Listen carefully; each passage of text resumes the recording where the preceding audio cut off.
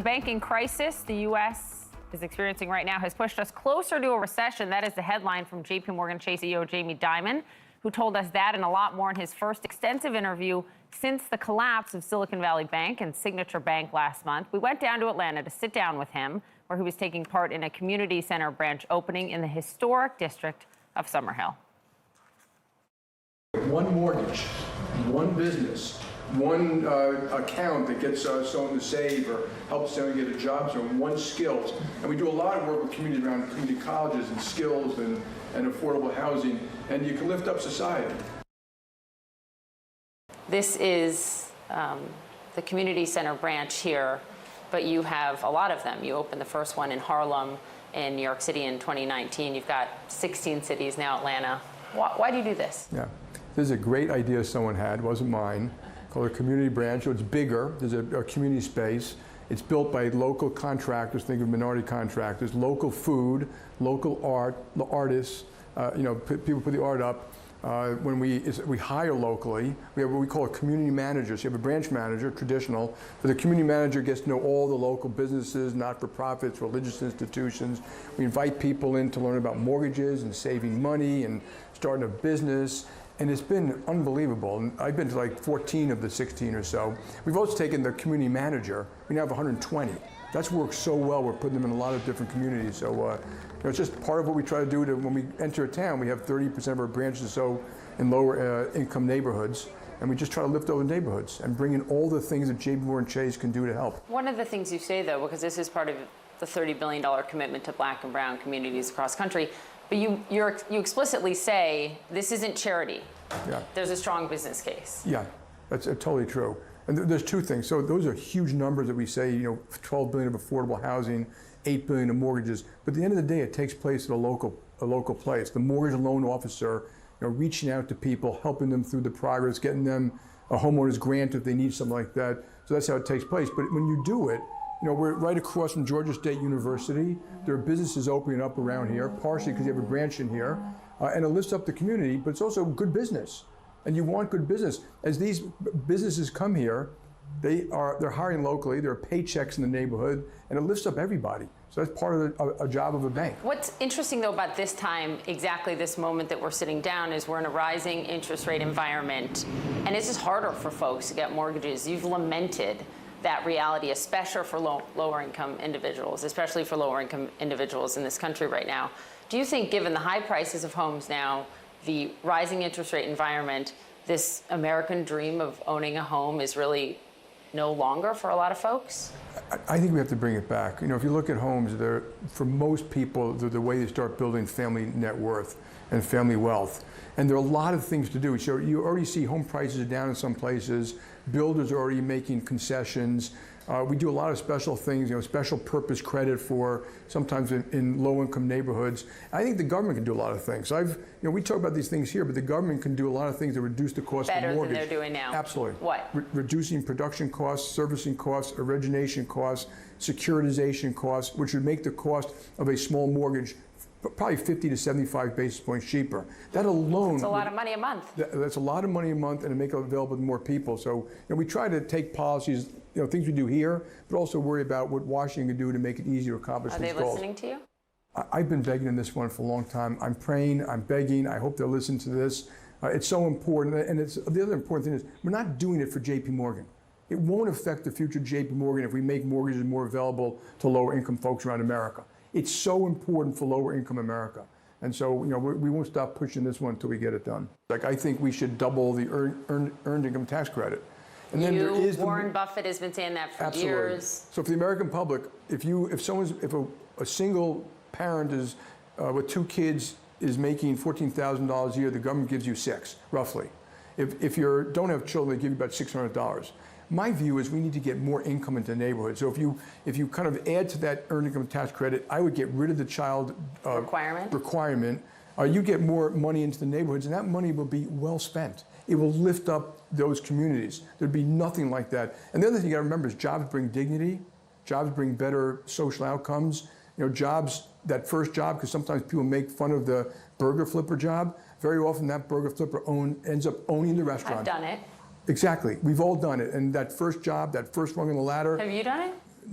No, but I served in a restaurant. Yes, I learned so much being a waitress. Yeah. So just getting people to open an account. We've got accounts where you can open here, start saving money, thinking about it. A lot of us had the benefit that our mom or dad took us to a branch, and we started the first passbook. I remember that. And then you see your money go from like $84.75 to $85.17. It's like, that was magic. There's a God, like interest. And so people learn, and we want that to take place here. We don't want people to be afraid to walk into a branch here. Come as you are, bring your kids, learn what you're doing. That's why the community manager is so important, because a lot of people, look at a bank and they're going to walk by. It's not what they're comfortable with, and we want this community to be very comfortable walking in here. I just read your annual letter that just came out this week, and let's dive into the banking crisis, because you write a lot about it. Is the current banking crisis over? This is not 2008. Okay, this is much more limited. There are only a handful of banks that had this particular problem.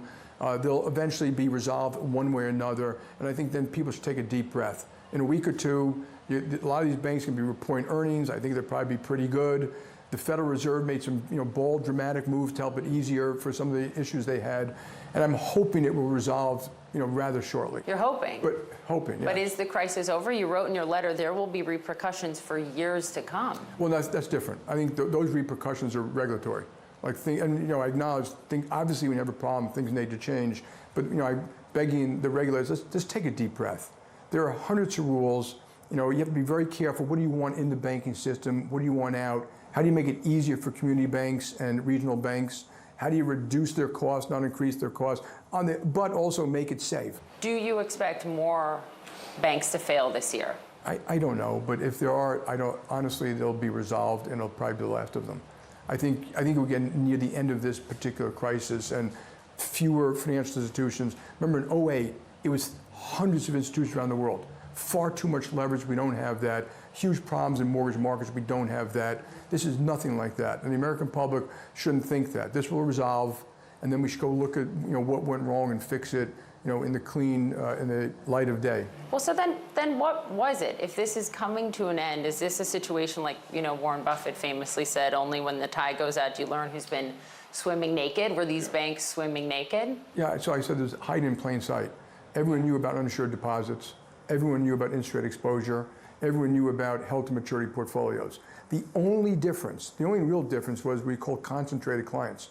So Silicon Valley Bank had a handful of people who controlled 35,000 corporate accounts, and they just left. $140 billion or something over a course of 2 days. That's not happening to other regional banks. Well, they don't have that issue, nor do they have all these other issues. So it's only a handful that are much offsides.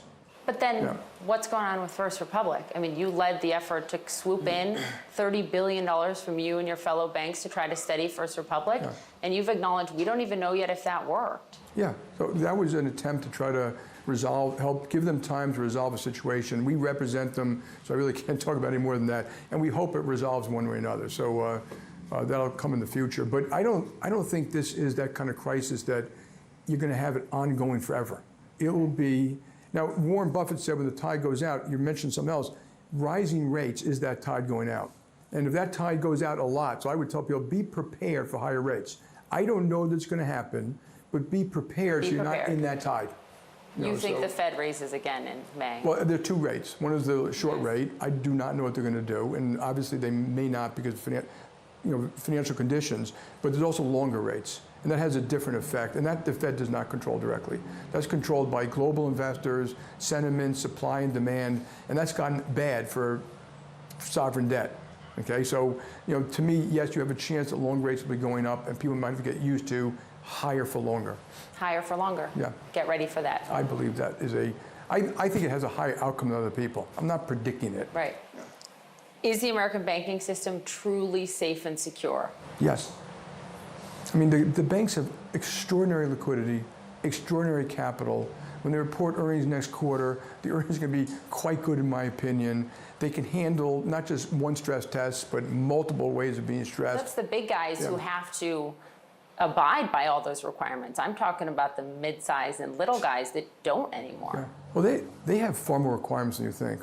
So I don't think it was the requirement. Some people think that they were loosened on. That rollback literally had nothing to do with it. How do you know? because they had the same internal liquidity requirements, stress requirements, reporting requirements, supervisory requirements, they made mistakes. It was different if they were under $250 billion in assets. Not as much as you think. So all those senators that are saying it was wrong to roll them back, Democrats rolled it back too, some of them. Yeah. Those senators are wrong? Yeah. You know, look, it's not, again, when you talk about regulations, they're looking at one thing, and I'm looking at multiple others. So they had high liquidity requirements, high capital requirements, they met the requirements, they had too much interest rate exposure, and things should change, but they were not out of line with with regulations. Well, and it wasn't the regulatory change, it was other things. And in life, that's going to happen. This notion that somehow you can make everything perfect is wrong. I know, but you don't want big, well-known banks to collapse. No, you don't. What you also really want is that every now and then something will happen and the system can handle it in due course. Let them collapse. And that's what yes. Failure is okay. You just don't want this domino effect. And so when you have a bank run, you end up with some kind of a domino effect. So I guess my point is we are close to it. Get to the point where a bank can fail and it doesn't have this kind of effect. Okay. And I think just monitoring, changing a few things can get much, much closer to that.